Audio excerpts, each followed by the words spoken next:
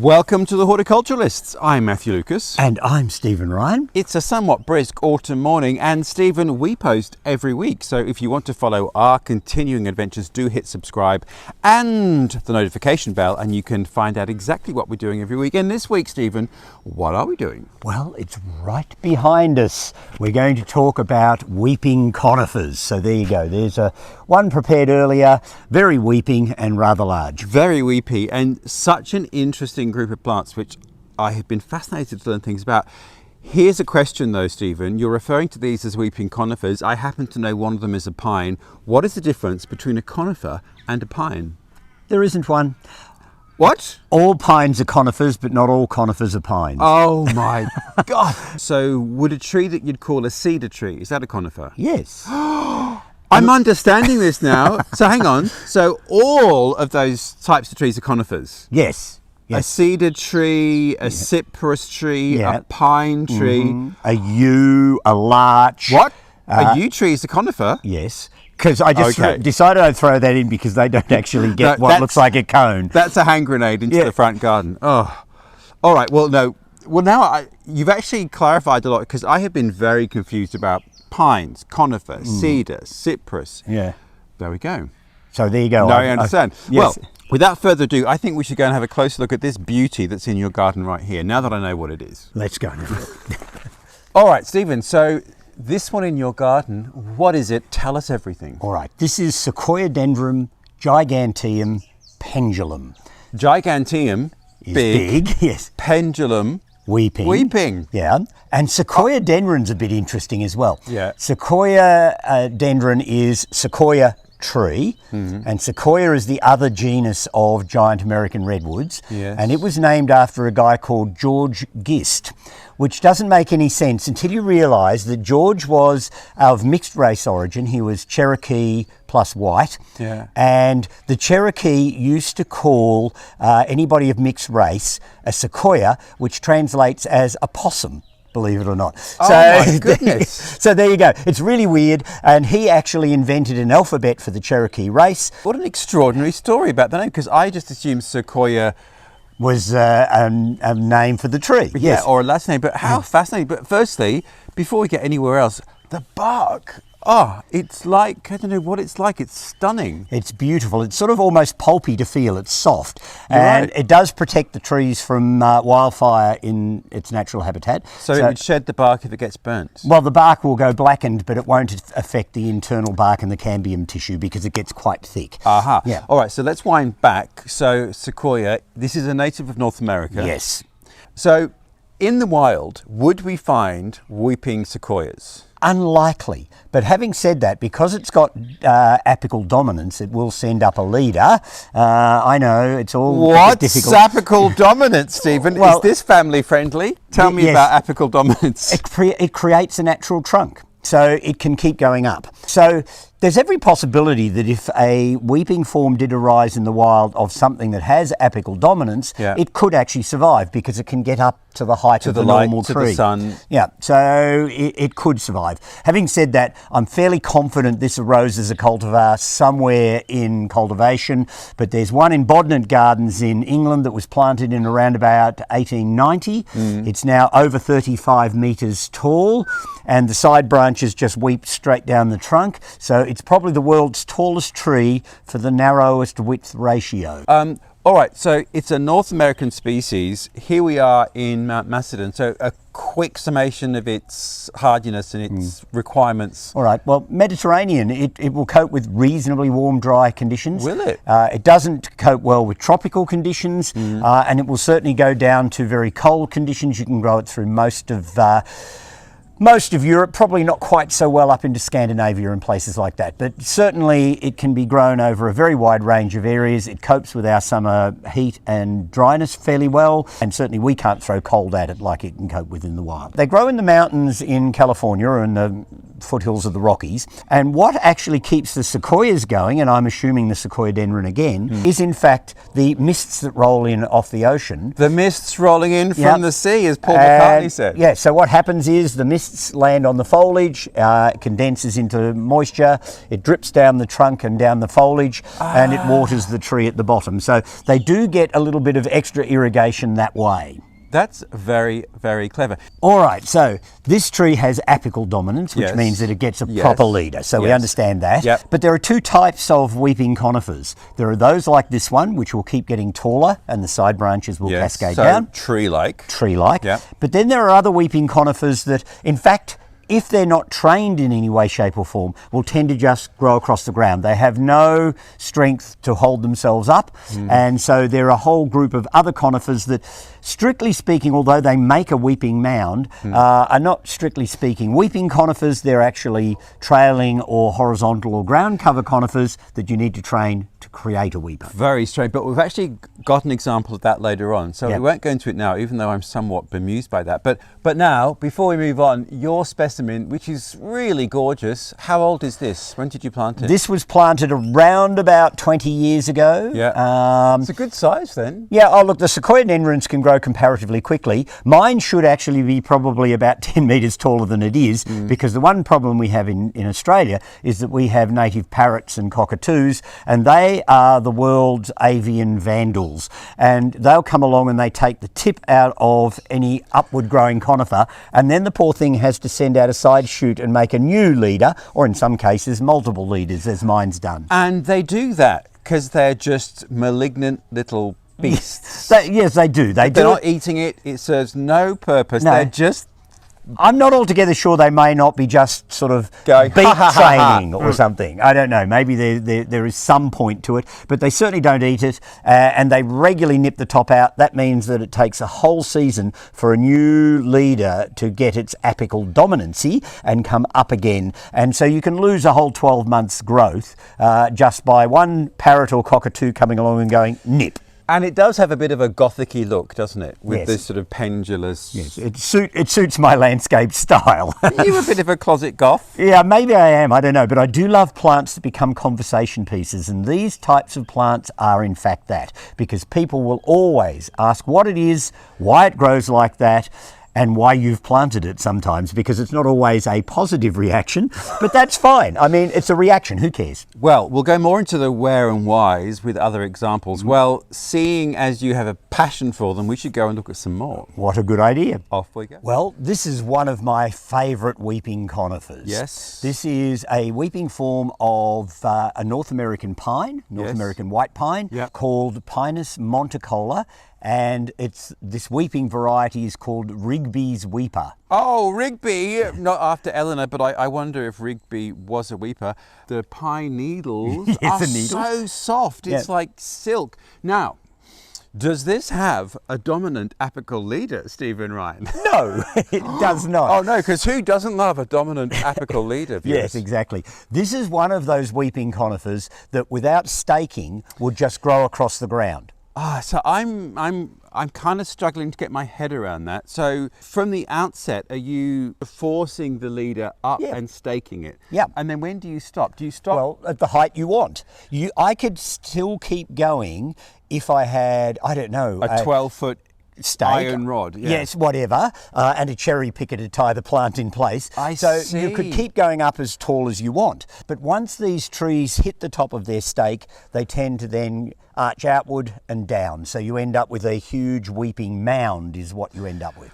All right, so given this is a pine, and in my mind pine trees are not, well, some of them can be massive, what scale is this going to get to? Or do you sculpt it because of its nature? Is it something maybe like a bonsai that you really control? Well, no, you don't. The only control you have over these trees really is in the initial stages to get height. To get it Yeah, once you get it up to the height you want and you think is appropriate for the setting that you've put it in, then you let nature take its course. Everything will go weeping down. The trunk will eventually lignify, so the trunk will get woody and self-supporting, so you can eventually take your stakes away. And at this point I might mention to keep your eye on your stakes because the ties can eat into the stems. So Keep your eye on the stake, viewers. Yep, so you do need to keep an eye on that because you don't want to girdle the stem when you just get it up to a nice height. So make sure your ties don't get too tight. And they're not static. People tend to think of conifers as being a very static thing, but the new growth is often a different colour. The male pollen-bearing organ, which is called a strobili, because they're not flowering plants as such, can often be quite colourful, often bright yellow with pollen. And of course the other thing I love is conifers that actually produce cones. And I do believe Stephen Ryan Exhibit 8 will come and show you. Yes, we'll get some close-ups of it. This tree has got some of its exquisitely beautiful cones. I just think, you know, they're one of the highlights of this particular group of plants. There's so many different shapes and forms and things, and I just love a good cone. You're a cone nerd. Yes, I am a cone nerd. Yeah, you go. I must say that those ones, they have a particularly elegant shape and they sort of look like very beautiful Christmas decoration. So in its natural habitat, it's a ground cover. No, because it doesn't have a natural habitat. This was a freak form discovered in cultivation. A freak form? If this was in fact to germinate in nature, because it would just grow across the ground, it would probably get swamped by larger trees and shrubs. So it wouldn't have any real prospect in the wild. So it would have arisen as a freak seedling in a nursery somewhere, potentially, maybe Mr. Rigby's nursery. And somebody was quick enough to notice that this had no apical dominance. This little thing was flopping across the ground. Somebody noticed and said, there is the potential of a new cultivar. And selected from that. Oh, I see. And then everyone's grafted after that. My next obvious question then is those pine cones and the seeds therein, you don't know, or the assumption would be that it wouldn't have this form. No, if the seed is viable, and some cultivars, some of the weeping ones and dwarf ones particularly, that still produce cones are often sterile anyway. They don't produce any viable seed. But if they did, the chances are that this would throw back to the normal form of white pine, which can grow up to 100 feet, and it's a monstrously big tree. Right. Oh, I see. So this is grafted, and they're all grafted in cultivation? Yes. So every Rigby's weeping has to be a grafted plant. Okay. So there you go. So it won't exist in the wild, or not for long anyway. How big is this one going to get? Now, it's right on the edge of your pathway. Yes, well, it's leaning that way into the neighbour's garden. It's into the neighbour's garden, that's fine. It's their problem. Yes. It's one of those plants that will just keep going out and down, so you'll end up with this huge weeping mound. I will keep this side of it kept back. In fact, the sunny side is the way it's heading towards anyway, so it's heading out towards the sun, which is fine. Would that be a normal tendency for the growth, or is more it or less more random? Yeah, no, well, it can be random-ish, but the thing with them is that conifers is, as a group, generally are sun-loving, and so they will tend to head towards the sun. You'll find if you've got a big conifer in a spot where it's shaded on one side and sunny on the other, it will be thinner and meaner on the shadier side than it will be on the sunny side. No one likes a thin, mean conifer. No. Well, we'll go and look at some more examples, and we'll talk a bit more about how you can start to use them in landscape and design, because they're very sculpted. I mean, this one is extraordinary. I call them my green vegetable fountains. So there you go. There's a thought to think about. Okay, we will leave you with that and then go and look at some more. What a good idea. Let's go. All right. Here we are back at Dicksonia Rare Plants. Stephen, what is this before us? This is a weeping version of the Norway spruce. Yes, which is a tree that is very big, tall and apically dominant. Apically dominant. This one, though, isn't. This is a completely horizontal form that has been trained up on a stake to get it up to around about 2 metres, and then it just weeps straight down to the ground again like a giant cousin it, if people remember cousin it. We've got a bit of a curl here. Yes, well, that will go down again with the weight of the branches as they come down. So it is physics that pull these branches down. So again, this is grafted, and you have to stake it to the height that you want. And then once you stop staking it, that's where it's going to cascade. It just cascades down from there. Now, when the branches hit the ground, what happens then? Well, if you don't prune them back, they will just creep across the ground. So it will go Like a Yes, and- 60s hairdo. Yes, it will. And in fact, what then happens is you have it go across the ground. You could stake up another bit. And I actually saw one in a rock garden. I think it was at Edinburgh Botanic Gardens. Not sure I'm going to love it that. It looked like the Loch Ness Monster because it came up and down and then went out and came up and down again. And there was about 3 or 4 humps, I guess you'd call, of weeping conifer. It was certainly interesting. But if you were to prune these branches when they hit the ground, it's just going to force it to bush out. So you are going to have to leave them, aren't you, to trail? No, because new ones will come down over the top of them. Ah, okay. Yeah, so you can manage this plant almost in any way, shape or form you want. And of course, these ones that have no apical dominance, they don't have to be grown straight. I've seen them grown on a 45-degree angle out over a fish pond or over a bank where they've become this sort of wind-blown, weeping thing, which is really interesting as well. So it's really up to your own imagination how you use them. How old is this specimen? This plant would be around about 20 years old. Oh, wow. And can I tell you, it's almost impossible to hang glass balls on it. Okay, well, there's a negative for those of you thinking.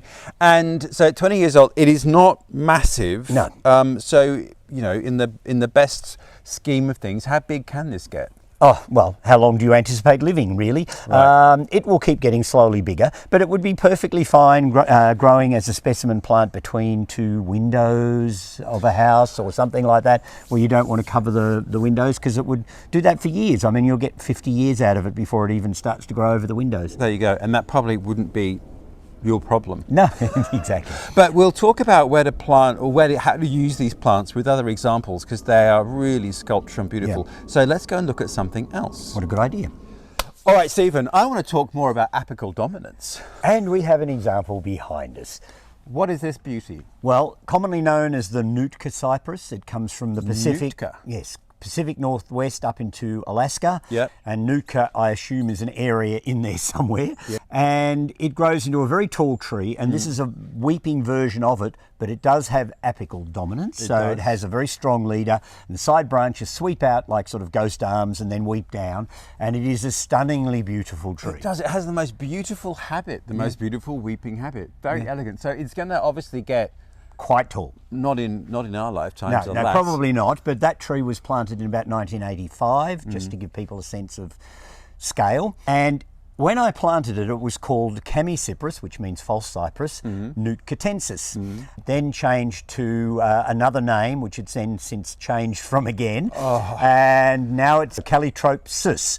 And it's sort of an odd name. It's got something to do with beautiful. Cali is in beautiful in Greek. And it was actually the name the plant was given way back in the 1890s, but the naming of it had been sort of lost in some library somewhere. And so when they decided it couldn't be a Chamaecyparis anymore, or a Xanthocyparis, which was the other name. I don't care. It went back. You've got to know, everybody needs to know these things. It's really important.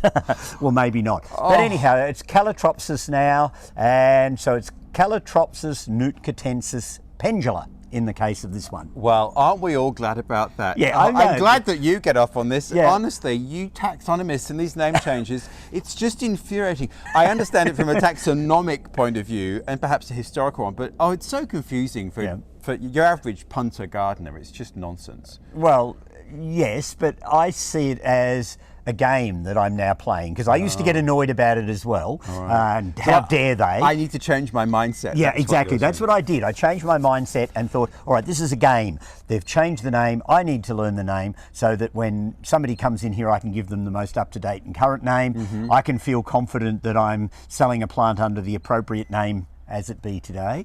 And so, so I take it as a challenge to learn the new names and keep in touch. It keeps my brain going. It's like doing a crossword. There you go. Now, given that it's going to be a very tall tree, what's its reach going to be? I mean, is it a massively spreader? No, it's not massively spreading, but you do need to allow it some space. So it's a real specimen tree. Yeah, it is. It's a fantastic specimen tree. You don't want to end up having to cut the ends off the arms and things, because that's part of its elegance. Yeah. So allow it some space. There are several clones out around the trade in North America. I think we only have this one here, but there are some even more slender weeping forms that you can get in North America, and I'm assuming in Europe as well. We have just Pendula. So you could use those in smaller gardens? Yes, exactly, if we could get them. Excellent. One thing you do need to know about this particular species, unlike most of the others we've discussed, in its natural habitat it comes from quite damp forests, and in fact almost boggy soil, so it will grow in quite damp conditions. So the Nootka cypress of all of the weeping conifers we've looked at today probably needs a little more irrigation or a more naturally damp aspect, and in fact you could even grow it in slightly marshy soil near a large dam or pond where it could look absolutely fabulous. So how do you manage that for yours? It's in a low point of the nursery. High altitude, cool climate. It's not specifically getting extra moisture where it is, but because we're in a much cooler climate, it doesn't need as much. So it's coping perfectly well. All right, on to the next. Stephen, exhibit, I don't know, where are we up to now? 3, 4, 2, I can't remember. This is a stunner though. This is a weeping version of the blue Atlas cedar. Which is a very handsome tree. I've been into the Atlas Mountains in Morocco and cuddled huge big trees. They are family friendly show, remember. This one though arose in cultivation, as most of the weeping forms do, and it's believed to have arisen in France. It's Cedrus atlantica Glauca Pendula, so it's a cedar from the Atlas Mountains that is blue and pendulous. Yes. So it makes sense. And one of the first trees, and possibly the original trees, growing in a garden in a suburb of Paris called Vallée-et-Loup, and it covers 600 square metres. Because I was going to say, first impression is that it has much more of a reach than the other ones that we've looked at. It does. This one doesn't sort of just hang straight down the trunk like a lot of them do. This one's sort of weeping branches tend to throw themselves out and then down. It's making a run for it, which brings us to sort of the bigger super question of how you use these types of trees in the landscape in your garden. What are some tips for consideration? Well, if you're going to plant this one, you need to allow space because it can get quite big. But again, you can manage it. Also, this, great for children because it kind of creates a cubby house. A cubby house underneath. Yeah, I love weeping plants for that. I used to have a weeping tree in the garden at home that I used exactly in that way when I was a child. A weeping willow, which I loved. Yeah, so it can become a cubby house, but you can train these. I've seen these grown. A friend of mine's actually got one she planted against the wall of her garage, the front of the garage, and she's grown it up and over the door of the garage and let it drop down the far side, and she trims up the bits above the garage door so they don't get in the way. So she's got this arch she created. A quick question, we'll get back to how to use them, but so this, like the others, is grafted and you train it to the height you want it to start weeping. Yeah, exactly. That's what I did. In hindsight, I might have been a bit early in stopping it. It might have been nice if I'd grown it up a bit taller. Why? But I could actually go, well, because I just think it might have been better if it was a bit have big. more Yeah. I could go back in and make it do that though. All I have to do is find a supple enough branch up near the top somewhere that I can splint with a bamboo cane, tie it in place, keep it there for 12, 18 months. It will then lignify and will stay there. So I could, if I decided to change my mind, actually run it up taller again. And I could do that with the weeping spruce or any of those that don't have apical dominance. Interesting. Okay, so back to how to use them in the landscape. So if you were going to plant this, we're looking at, a reasonably largish, not a small garden. Yeah. But there are things you can choose for a smaller space. Yeah, well, those that come straight down are perfectly fine for small gardens or large tubs or whatever. Can they stay in tubs? Oh, Can yeah, you use them in pot culture? Conifers are regularly used for bonsai work. There's no reason why you can't tub grow them and root prune them periodically and keep them in large tubs for donkey's years. So even the weeping blue cedar could make quite an attractive and interesting tub specimen for some years until it became to the point where it was getting too big or top heavy for the tub, in which case you'd need to plant it out or donate it to somebody with acreage. So anything else you need to consider about buying them or planting them, things you should think about?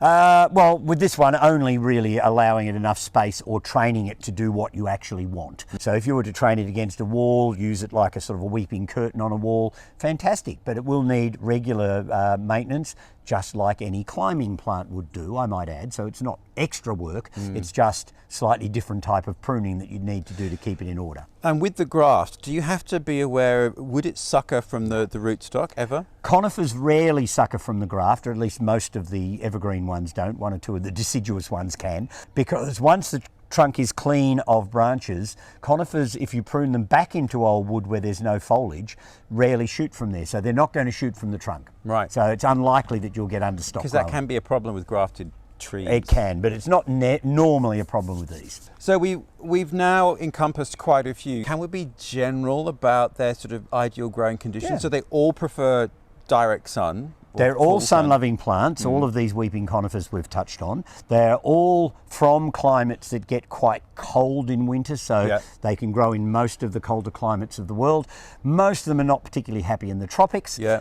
and the majority of them will grow quite well in slightly drier Mediterranean-style climates. Yeah. So reasonably easy-growing trees for most of us out of the tropical areas. There you go. Quick question though about the tropics. I presume there are indigenous conifer species in tropical climates? There certainly are, not that I know of many that would be weeping versions thereof, but yes, there's plenty of conifers that come from tropical areas, some of which don't look anything like a conifer. Oh, there we go. Well, I'm thrilled that you've explained to me just what a conifer is. Yeah. Anyway, Stephen, Ryan, we have covered weeping conifers from A to B and everything in between. What could we possibly do next week? Goodness knows. Hopefully but it's a we'll little be here. warmer. Yes. All right, well, if you want to know what we're doing next week, do hit subscribe. We do post every week. Stephen, I look forward to seeing you next week. And I look forward to seeing our viewers next week. See you next week. Bye all.